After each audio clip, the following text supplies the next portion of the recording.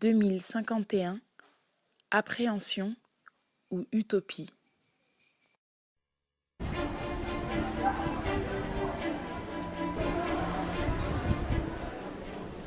Le monde est divisé en plusieurs catégories de personnes. Les voici. Les solaires peuplent les sommets des villes, des montagnes, des forêts. Ils redoublent d'audace pour s'approcher toujours plus près du soleil.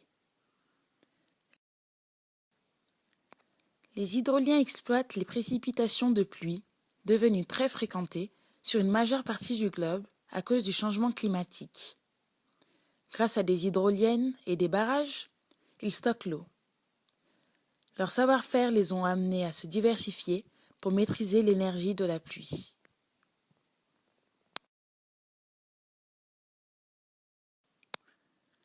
Les isothermes sont très économes de leurs énergies.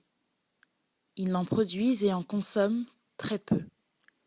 Ils ont instauré une société où le troc et l'entraide sont les piliers de leur survie. À la suite d'un événement sans précédent, les énergéticiens sont contraints de réorganiser leur structure et leur savoir afin de le mettre au service de la population. Les résultats de cette intervention traduisent l'urgence de chaque situation, mais aussi le contexte local de chaque organisation.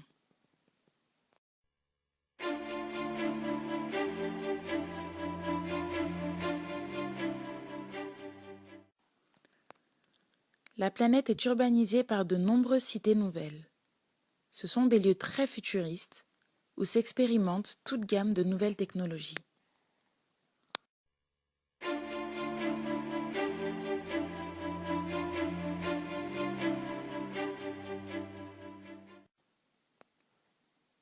Les cités nouvelles concentrent les nouvelles fortunes.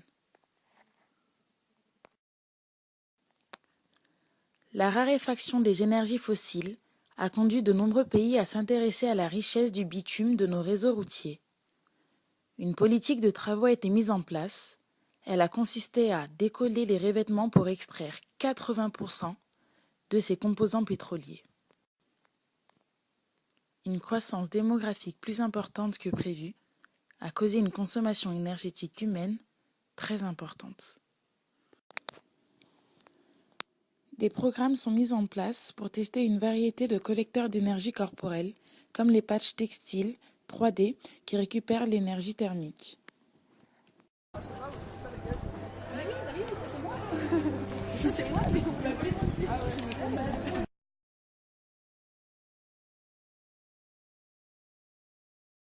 Bref, à quoi ça te fait penser 2051?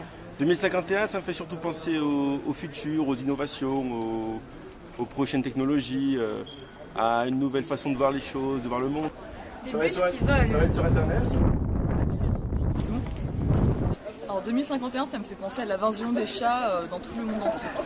2051, ça me fait penser aux licornes. À quoi ça me fait penser si je vous dis 2051? 2051, eh bien je trouve que c'est déjà bien loin. Je serai certainement plus de ce monde, mais à mon idée, je ne suis pas sûre qu'il y ait encore beaucoup de monde sur notre planète. D'ici là, je pense qu'il peut se passer beaucoup de choses au niveau des planètes. Là, on est sur l'alignement des planètes, ces années-là qui ont commencé en 2012 et qui continuent. Et du coup, ça risque d'amener beaucoup de variations climatiques et Dieu sait quoi, comme quand d'autres terres, les continents ont été séparés, etc.